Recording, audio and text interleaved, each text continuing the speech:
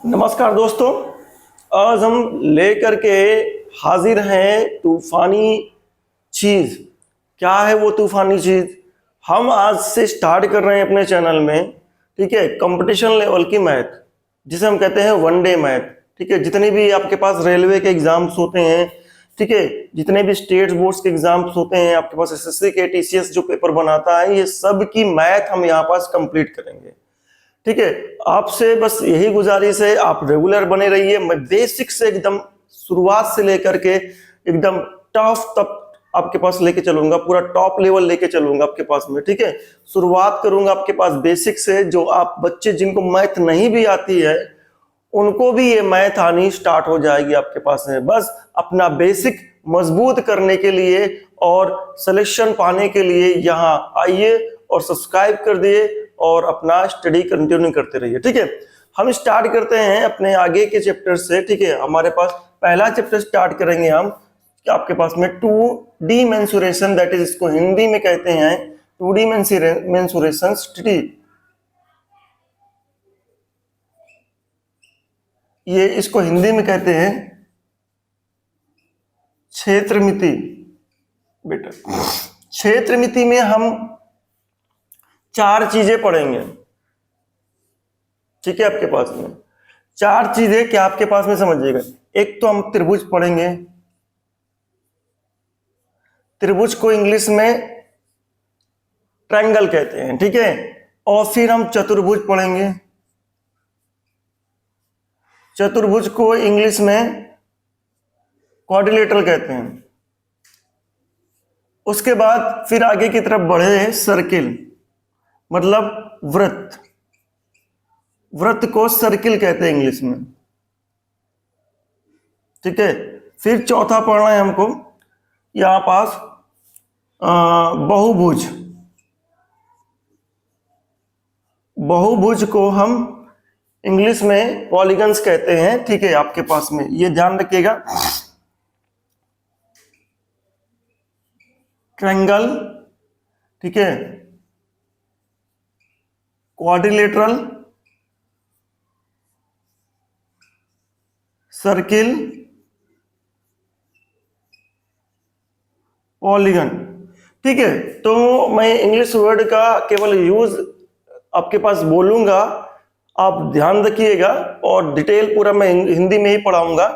ठीक है, यहाँ पास अब सबसे पहला हमारे पास है त्रिभुज। तो यहाँ पास कुछ बातें कर लेते हैं, जैसे इनमें परिमाप का क्या मतलब होता है। परिमाप का मतलब होता है आपके पास में किसी भी चित्र के चारों तरफ की भुजाओं का योग। ठीक है, चित्र की, ठीक है, कि चारों तरफ की भुजाओं का योग। ठीक है, जैसे अगर मैं कहूं मेरे पास एक त्रिभुज है, इसकी भुजा ए बी सी है, तो इसका परिमाप की अगर बात करूं मैं, परिमाप सभी भुजा को हम योग कर लेंगे। ठीक है, ए प्लस बी प्लस सी। ठीक है, अब यदि हम भुजा को n गुना कर देते हैं, यदि भुजा को n गुना कर देते हैं,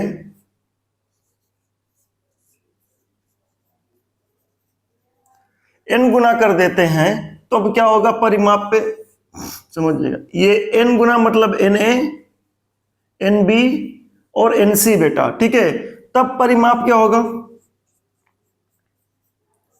परिमाप देखा जाए Na, Nb और Nc, n कॉमन ले लीजिए, अंदर क्या बच गया a प्लस बी, ये तो पहले वाले का परिमाप है।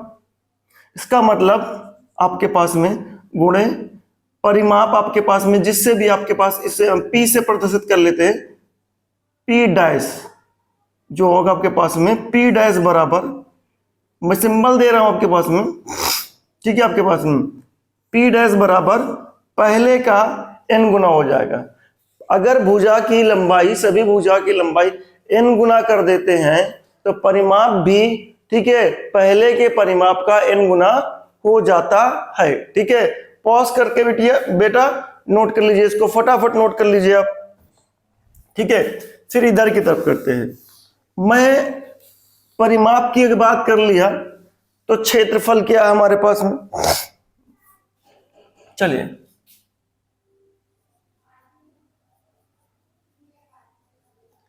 क्षेत्रफल। क्षेत्रफल का मतलब होता है किसी भी चित्र यानी किसी भी फिगर के, किसी भी फिगर के, या मैं कहूं चित्र के, ठीक है, आपके फिगर चित्र है, किसी भी फिगर के अंदर, यानी कह सकते हैं अंदर, जिसे हम कहते हैं किसी भी फिगर के अंदर का, अंदर के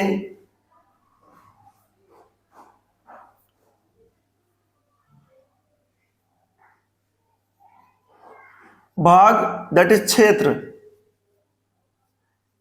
का आकलन,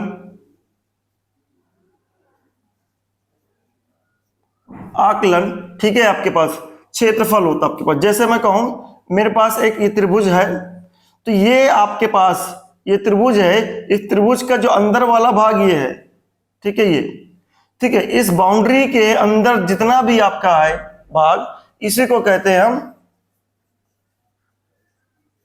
क्षेत्रफल। ठीक है, फिर से मैं अगर बात करूं कि अगर मैं क्षेत्रफल की अगर बात करता हूं, तो मैं एक समकोण त्रिभुज थोड़ा सा ले लूं। ठीक है, ये आपके पास भुजा, ये भी भुजा है, ये भी भुजा है, तो समकोण त्रिभुज है आपके पास में, तो इसका क्षेत्रफल डेल्टा, ठीक है, क्षेत्रफल आपके पास में कह सकते हैं। अगर क्षेत्रफल लिखे तो क्षेत्रफल डेल्टा की वैल्यू क्या आएगी, 1/2 आधार गुणे उचार, आधार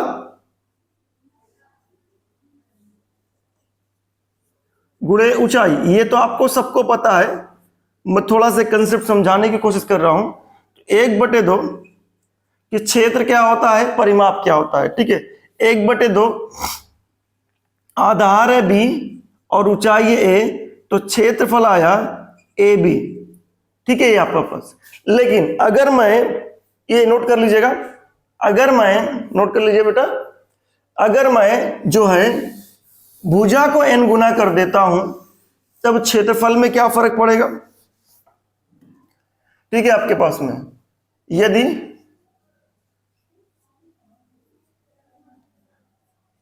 भुजा को n गुना कर दूं, कर दिया जाए, तब क्या होगा। यदि भुजा को n गुना कर दिया जाए, सपोज दैट, तो हमारे पास ये नया त्रिभुज, सपोज दैट समकोण त्रिभुज हो गया NC, NB और NA, सभी भुजा को n गुना कर दिया। अब क्षेत्रफल क्या आएगा, डेल्टा डैश। ठीक है, डेल्टा डैश हाफ आधार गुणे ऊंचाई। आप देख रहे होंगे तो n और n square into a b, तो n स्क्वायर को बाहर ले लीजिए और ए बी, ये वाला क्षेत्रफल पहले वाले क्षेत्रफल के बराबर है। इसका मतलब कि अगर मैं भुजा को n गुना करता हूं, तो क्षेत्रफल पहले वाले क्षेत्रफल के n स्क्वायर गुना हो जाता है। ठीक है, अगर मैं भुजा को n गुना करता हूं, प्रत्येक भुजा को n गुना करता हूं, तो क्षेत्रफल पहले क्षेत्रफल का n स्क्वायर गुना हो जाता है। ठीक है, परिमाप पहले परिमाप का n गुना हो जाता है, क्षेत्रफल पहले क्षेत्रफल का n स्क्वायर गुना हो जाता है। ठीक है, पॉज कर लीजिए बेटा को, इसको नोट कर लीजिए, फिर हम आगे की तरफ चलते हैं। ठीक है, पहला कंसेप्ट हम डिस्कस करने जा रहे हैं। ठीक है, क्षेत्रफल के बारे में डिस्कस कर लिया हमने, क्योंकि यहाँ क्षेत्र मिति में क्षेत्रफल वगैरह के बारे में बात करेंगे। ठीक है, अच्छा, क्षेत्रफल को की यूनिट क्या होती है, क्षेत्रफल की यूनिट में metre square, centimetre square, hectare. ठीक है, ये चीज भी ध्यान रखना पड़ेगा। क्षेत्रफल की जो मात्रक होते हैं, क्षेत्रफल के मात्रक सेंटीमीटर स्क्वायर, ठीक है, आपके पास में सेंटीमीटर स्क्वायर कैसे, जैसे आपके पास क्षेत्रफल निकाला, ठीक है, ये जो भुजा है, ये जो भुजा है आपके पास में, ये या तो मीटर में रखोगे, इसको भी या तो मीटर में लगोगे, मीटर गुणे metre that is metre square. अगर आप सेंटीमीटर में रखते हैं, इसको भी सेंटीमीटर में रखते हैं, तो सेंटीमीटर गुणे सेंटीमीटर क्या हो जाएगा, सेंटीमीटर स्क्वायर। तो इस तरीके से हमारे पास क्षेत्रफल की यूनिट या तो सेंटीमीटर स्क्वायर होगी, या तो मीटर स्क्वायर होगी, या तो हेक्टेयर होगी।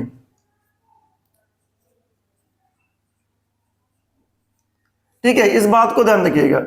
अब बड़े बड़े मार्जिन में हेक्टेयर यूज करते हैं, छोटे मार्जिन में सेंटीमीटर या मीटर यूज करते हैं। अब हमको एक चीज और याद रखना है, एक हेक्टेयर बराबर बेटा, ठीक है, 10,000 मीटर स्क्वायर होता है। इस बात का ध्यान रखिएगा, क्योंकि आपको जब बड़े मार्जिन में यूज करना पड़ेगा तो आपको हेक्टेयर में ही दिया जाएगा। तो एक हेक्टेयर बराबर 10,000 मीटर स्क्वायर होता है। ठीक है, ये ध्यान रखिएगा, नोट कर लीजिए। आगे की तरफ बढ़ते हैं। अब हमारे पास जो क्षेत्रफल निकालना है, वो क्षेत्रफल निकालने का, किसी भी त्रिभुज का क्षेत्रफल निकालने का कई मेथड है। हम उन सभी मेथड को बारी बारी से डिस्कस करते हैं। उनमें से पहला मेथड है आपके पास में कंसेप्ट नंबर 1। पहला मेथड यह है कि अगर आपके पास में तीनों भुजाएं दी गई हों, यदि तीनों भुजाएं दी गई हों और त्रिभुज समकोण त्रिभुज ना हो, ठीक है, आपके पास में तीनों भुजा दी गई हों,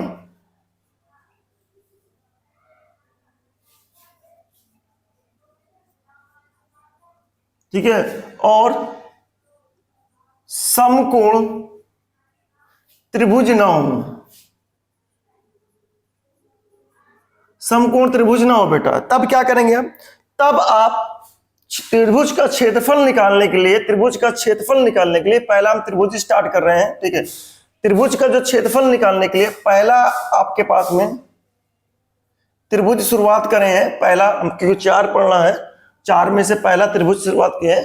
तो कंसेप्ट नंबर 1, 3 भुजा दी गई हो और समकोण त्रिभुज ना हो, ठीक है, तब समकोण त्रिभुज ना होगा तो आपके पास में, समकोण त्रिभुज ना हो तो आपके पास में वह 1/2 आधार गुणे ऊंचाई ये नहीं लगेगा।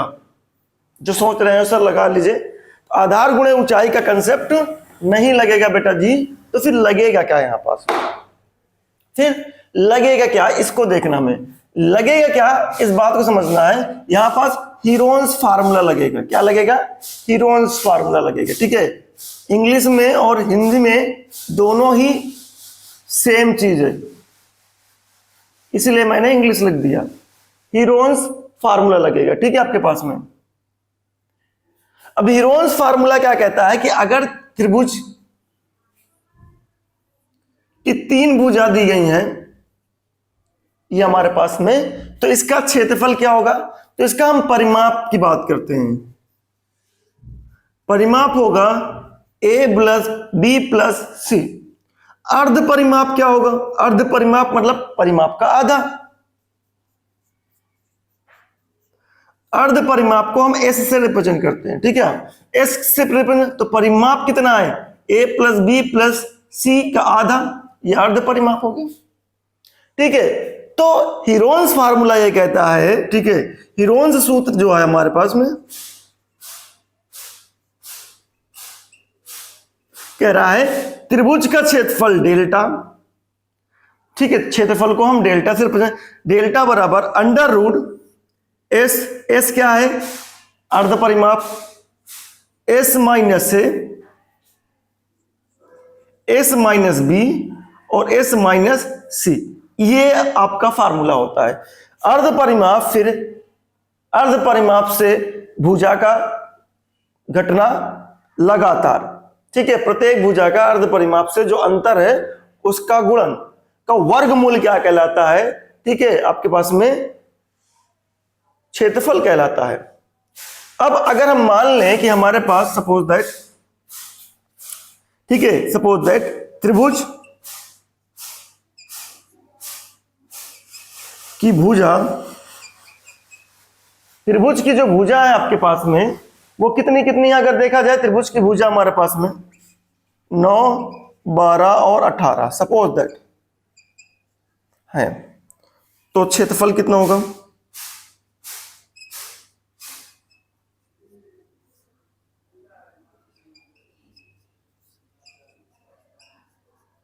क्षेत्रफल क्या होगा? अगर तो हमने यहां पास कैलकुलेशन किया कि अगर हमारे पास में यहां पास में 18, ठीक है, तो हमको अगर यहां पास देखा जाए तो यहां पास हम 13 लेते हैं थोड़ी देर के लिए क्योंकि कैलकुलेशन थोड़ा इजी हो जाए। 9, 13, 18 ये हमारे पास में, तो हम सबसे पहले अर्ध परिमाप निकालेंगे। एस कितना आ जाएगा? 9, 13 और 18 का आधा, दैट इज कितना होगा? जोड़िएगा 13 और 9, 9 3 12 22, 22 और 18 का योग 40, 40 का आधा कितना आएगा? 20 आएगा बेटा, ठीक है। तो क्षेत्रफल की अगर बात करें delta under root s 20, s minus a, एक भुजा को घटाया, 20 में से 9 गया 1, 20 में से 13 गया आपके पास में 7 और उसके बाद 18 गया आपके पास 20 में से तो 2। और अब इसको आप निकालने की कोशिश करिए तो देखा गया यहां पास, तो यहां पास अगर कैलकुलेशन किया जाए तो यहां पास 2 बाहर आ जाएगा केवल। यहां 20 को लिख सकते हैं 2 गुणे 10, 2 गुणे 10 का मतलब ये है, इसको लिख सकते हैं 2 गुणे 10 बेटा, तो 2 और 2 1 2 बाहर आ जाएगा यहां पास, ठीक है। 2 2 का पेयर बन के बाहर आ जाएगा, बचेगा कितना आपके पास में? समझिए इतना 11 7 77, 77 और 10 का गुणा हो जाएगा, आपके पास में इतना मिलेगा 770 आपके पास में। अगर मीटर में दिया गया है तो मीटर स्क्वायर, सेंटीमीटर में दिया गया है तो सेंटीमीटर स्क्वायर। इस तरीके से हम हीरोन्स फार्मूला का यूज करके क्षेत्रफल निकाल सकते हैं, ठीक है। पॉज करिए वीडियो को और नोट करिए बेटा, पॉज करके नोट करिए। देखिए अगला कंसेप्ट की बात करते हैं, कंसेप्ट नंबर 2 की बात करते हैं बेटा, ठीक है। कंसेप्ट नंबर 2, ठीक है। क्या है कंसेप्ट नंबर 2 की बात करते हैं, ठीक है। हमारे पास एक त्रिभुज है ABC, हमारे पास कोई त्रिभुज है मान लेते हैं, ठीक है। इसकी भुजा A, B और C, ठीक है। आपके पास एक त्रिभुज दिया गया है जिसकी भुजा 3 भुजा, आपके पास 3 भुजा है,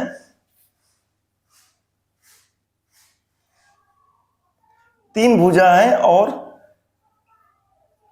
3 संगत अविलंब है, 3 ही संगत अविलंब है। अविलंब है या आप कह सकते हैं ऊंचाई, संगत अविलंब, ठीक है। इसी को हम कहते हैं ऊंचाई, ठीक है। तो अगर देखा जाए यहां से सामने वाले शीर्ष से इस पर लंब डालूं मैं, ये ठीक है, आपके पास में सपोज दैट ये आपने लंब डाला आपके पास में, ये इस वाले शीर्ष से आप लंब डालिए, ये इसकी ऊंचाई हमने कहा h1, ठीक है। और B वाले से हमने लंब डाला ये, और इसकी ऊंचाई हमने कहा h2, ठीक है। A वाले से लंब डाला, इसकी ऊंचाई का हमने आपके पास में h3। तो अगर मैं कहूं त्रिभुज का क्षेत्रफल जो है आपके पास में 3 भुजा है और तीनों भुजा के संगत जो है वो अविलंब है। त्रिभुज का क्षेत्रफल की अगर बात करूं मैं, क्षेत्रफल बराबर हीरोन्स फार्मूला अभी हम बताएं, ठीक है, आधार गुणे ऊंचाई। अगर ऊंचाई मालूम हो गई है तो ऊंचाई आप यूज कर सकते हैं। तो डेल्टा बराबर बेटा क्या होगा? डेल्टा बराबर 1/2, अगर आधार आपके पास में A है तो ऊंचाई होगा h1, तो ये आ गया आपके पास में, ठीक है। तो अगर हम देखें इसको लिख सकते हैं 2 डेल्टा बराबर AH1, ठीक है। इसी तरीके से इसी प्रकार से यदि R ठीक है, तो डेल्टा बराबर, अगर आप आधार बी हो और उसकी ऊंचाई, आधार बी हो और उसकी ऊंचाई आपके पास में h2 हो, तो क्षेत्रफल कितना मिलेगा आपके पास में, 2 क्रॉस आपके पास में डेल्टा बराबर, अगर देखें तो 1/2 BH2, क्रॉस कर लिया, 2 डेल्टा बराबर BH2 और करके, ठीक है। अगर आधार आपके पास में आधार C है और ऊंचाई आपके पास में h3 है, तो आपके पास में 1/2 आधार गुणे ऊंचाई, तो क्या मिलेगा, क्रॉस मल्टीप्लाई कर लीजिए, 2 डेल्टा बराबर CH3। आप इस बात पर जरा फोकस करिए, क्षेत्रफल वही आएगा, आप इसी के अंदर का क्षेत्र निकाल लेना ना, कोई भी आधार इसका, कोई भी आप ऊंचाई लेकर के, कोई आधार उसके संगत ऊंचाई लेकर के अगर आप क्षेत्रफल निकालना चाहते हैं, तो किसी भी आधार उसके संगत ऊंचाई से निकालिए, क्षेत्रफल हमेशा सेम ही आएगा। इसका मतलब ऊंचाई और आधार का जो गुणन होता है वो क्षेत्रफल का डबल होता है। आधार और संगत ऊंचाई का जो गुणन होता है वो क्षेत्रफल का डबल होता है। तो हम ये लिख सकते हैं बेटा, AH1 बराबर ABH2, ठीक है, आपके पास में AH1 बराबर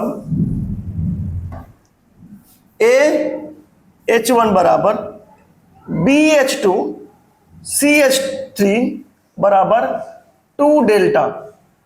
ये हमारे पास कंसेप्ट ध्यान रखिएगा, आधार और ऊंचाई का जो गुणन होता है वो क्षेत्रफल का 2 गुना होता है। ठीक है, ध्यान रखिएगा, आधार और ऊंचाई, उसके संगत ऊंचाई का जो गुणन होता है वो क्षेत्रफल का 2 गुना होता है। ठीक है, ठीक है बेटा, यहां तक समझ में आया? ठीक है, अगर समझ में आया तो कमेंट्स करके बताइए, लाइक करके बताइए, थम्स अप दे करके बताइए, लाइक करके बताइए, ठीक है, कि समझ में आया। ठीक है, करिए। फिर आगे की तरफ हम बात करते हैं कि भाई इतना तो हो गया, अब हम जानते हैं यहां पास कि भाई ऊंचाई और उसका अनुपात क्या है। यहां पास अगर मैं यहां से मैं h1 की वैल्यू या a की वैल्यू निकालना चाहूं, मैं a की वैल्यू निकालना चाहूं तो a की वैल्यू आएगी 2 डेल्टा अपान h1।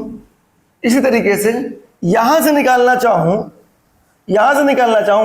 b की वैल्यू तो 2 डेल्टा अपान h2।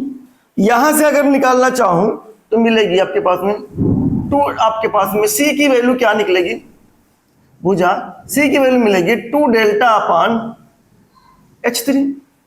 और अगर मैं ये भुजा आपके पास में भुजा, ठीक है, भुजा का जो अनुपात ले लूं मैं, a अनुपाते b अनुपाते c अनुपाते, आपके पास में अगर मैं भुजा का जो अनुपात ले लूं तो भुजा का जो अनुपात लिया गया है तो a का अनुपात कितना है, a की वैल्यू कितनी है 2 डेल्टा अपान h1, ठीक है, अनुपाते, ठीक है, 2 डेल्टा अपान h2 अनुपाते, ठीक है, 2 डेल्टा अपान h3। ठीक है, सभी में डेल्टा कॉमन है तो आप हटा दीजिए, तो h1 अनुपाते, ठीक है, h2 अनुपाते h3। अर्थात हमको पता चला कि आधार का यानी ऊंचाई और भुजा का जो आपस में संबंध है, भुजा का अनुपात, ठीक है, भुजा का अनुपात किसके बराबर होता है, ऊंचाई के व्युत्क्रम अनुपात के बराबर होता है, व्युत्क्रम अनुपात के बराबर होता है बेटा। ठीक है, भुजा का जो अनुपात है ऊंचाई के व्युत्क्रम अनुपात के बराबर होता है, या तो इसका उल्टा ले लीजिए आप, एक तो ये हो गया कंसेप्ट, ठीक है, और एक ये हो गया आपके पास में, ठीक है, ये याद रखिएगा, स्टार बना करके, बहुत जरूरी है आपके पास में।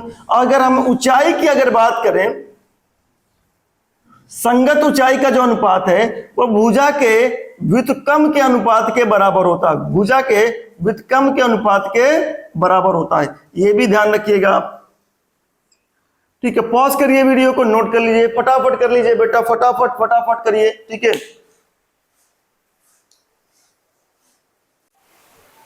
देखिए बेटा, ये हमारे पास सवाल दिया गया है। इस सवाल में कहा गया है कि एक त्रिभुज की दो भुजाएं 12.8 मीटर और 9.6 मीटर हैं। दो भुजाएं हैं। यदि त्रिभुज की ऊंचाई 12 मीटर है जो कि 9.6 मीटर वाले भुजा के संगत है, ये वाली 12 मीटर ऊंचाई 9.6 मीटर वाले भुजा के संगत है, तो 12.8 वाले भुजा के संगत ऊंचाई क्या होगी? 12.8 वाली भुजा जो है इसके संगत ऊंचाई आपको निकालना है।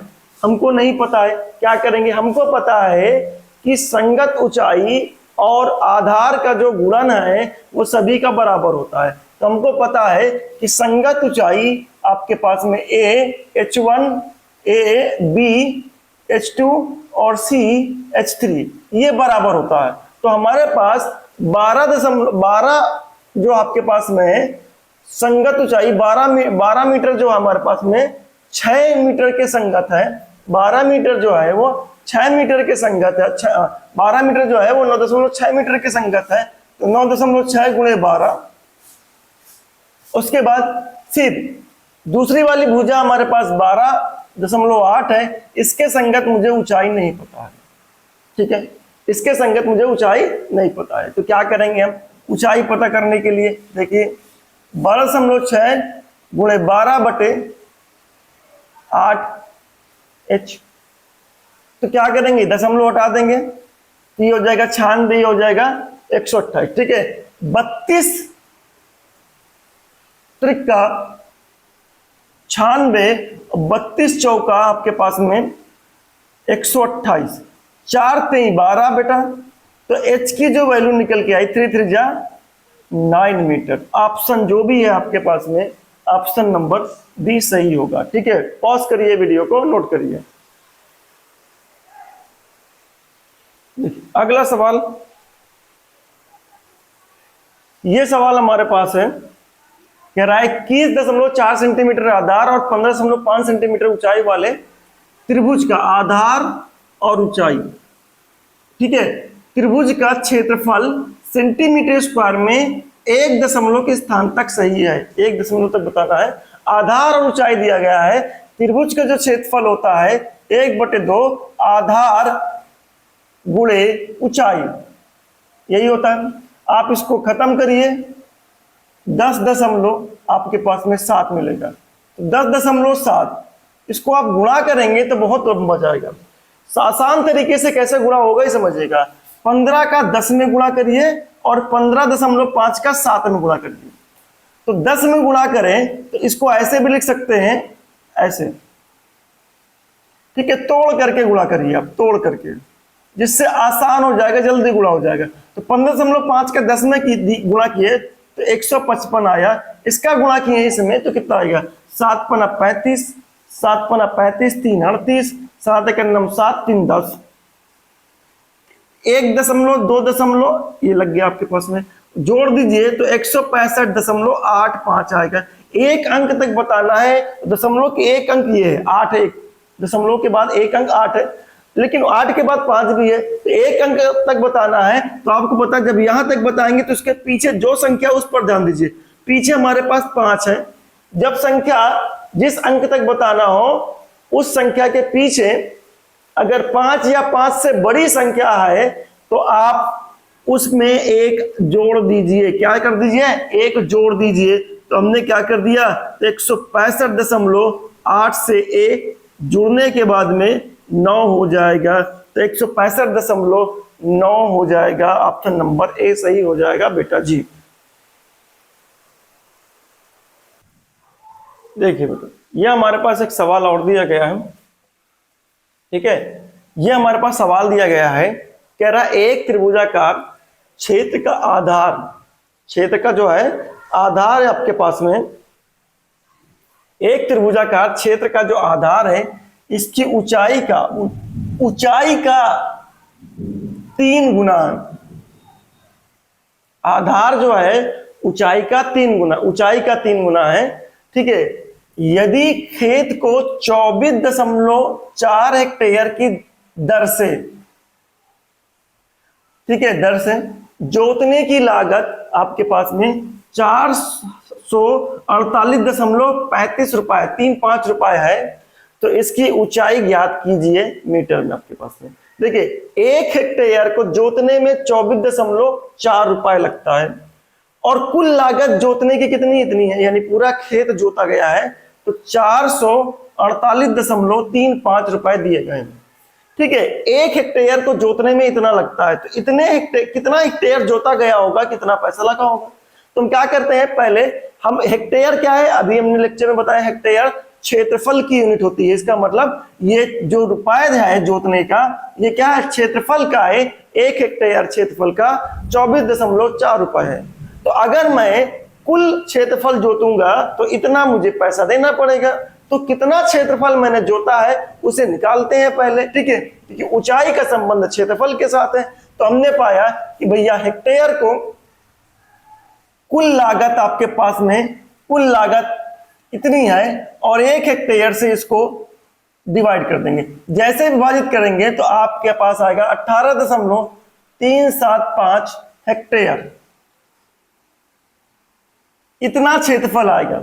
ठीक है, अब आपके पास में क्षेत्रफल मीटर में तो 1 हेक्टेयर बराबर क्या होता है, 1 हेक्टेयर बराबर होता है 10,000 मीटर स्क्वायर, 10,000 मीटर स्क्वायर। ठीक है, तो हमको पता है इसकी ऊंचाई निकालना है।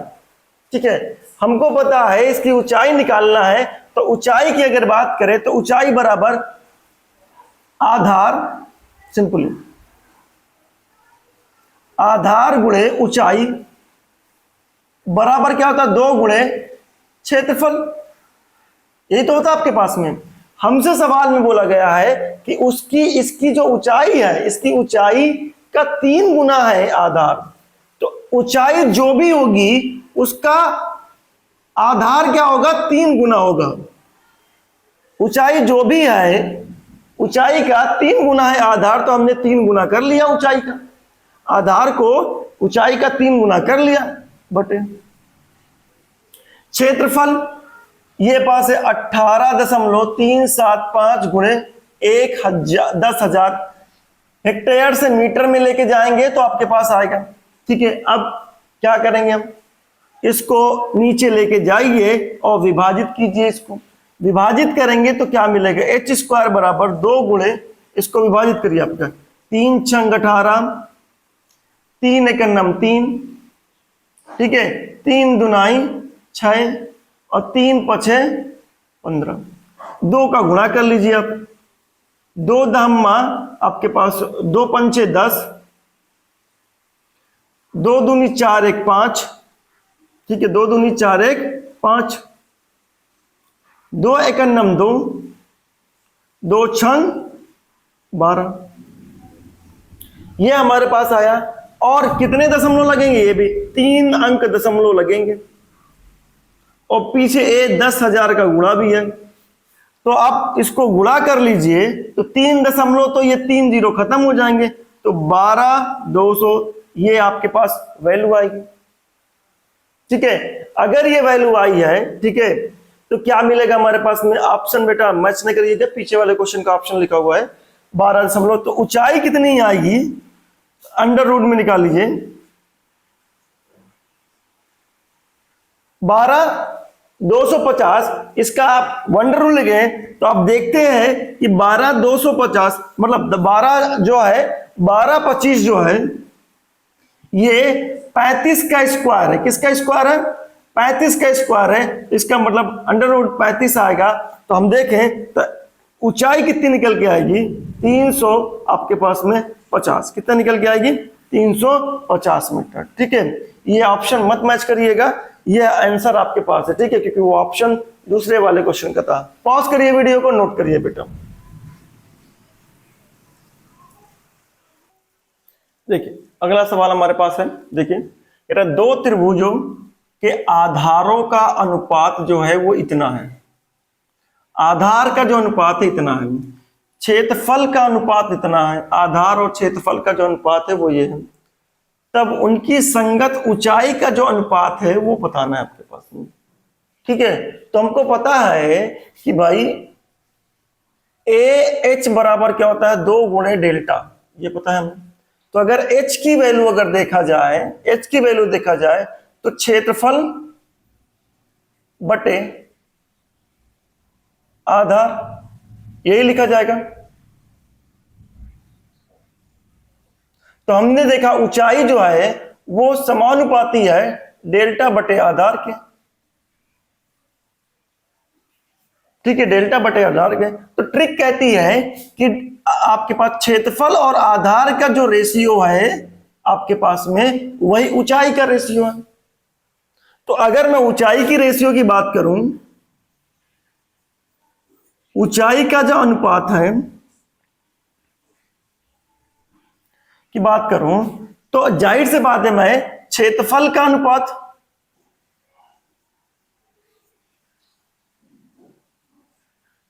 अनुपात कर लूंगा और आधार का अनुपात कर लूंगा,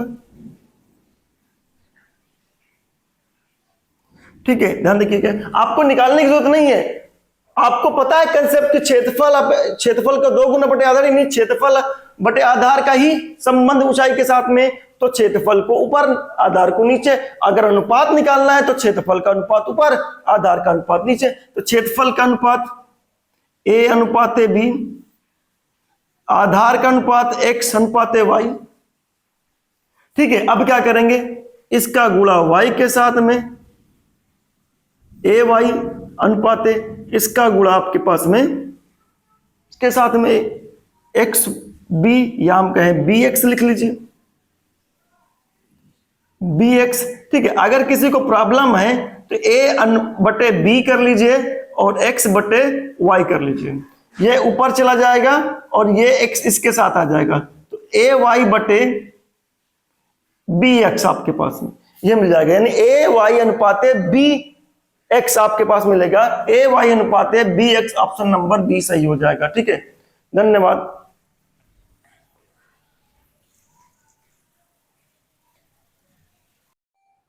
देखिए ये सवाल हमारे पास दिया गया बेटा, कह रहा है एक त्रिभुज के आधार की लंबाई इसकी ऊंचाई से 3 सेंटीमीटर कम है, इसका क्षेत्रफल जो है वो 104 सेंटीमीटर स्क्वायर है, इसके आधार की लंबाई ज्ञात कीजिए। आपके पास आधार की लंबाई ज्ञात करना है, ठीक है। कह रहा है आधार की लंबाई इसकी ऊंचाई से 3 सेंटीमीटर कम है, ऊंचाई से 3 सेंटीमीटर कम है, इसका मतलब ऊंचाई ज्यादा है।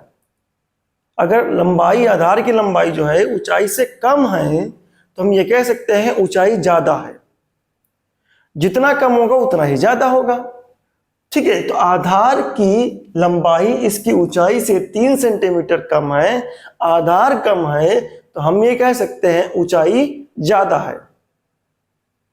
ऊंचाई कितनी ज्यादा है, 3 सेंटीमीटर ज्यादा है। किससे ज्यादा है, आधार से। तो इसका क्षेत्रफल 104 सेंटीमीटर स्क्वायर है, इसके आधार की लंबाई ज्ञात कीजिए।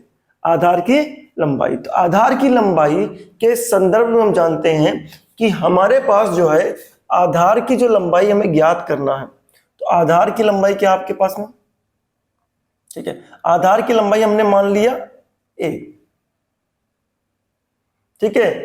तो ऊंचाई क्या है, अगर आधार की लंबाई ऊंचाई से 3 सेंटीमीटर कम है तो ऊंचाई आधार से 3 सेंटीमीटर ज्यादा है, तो ऊंचाई जो हो गया 3 सेंटीमीटर ज्यादा हो गया, ठीक है।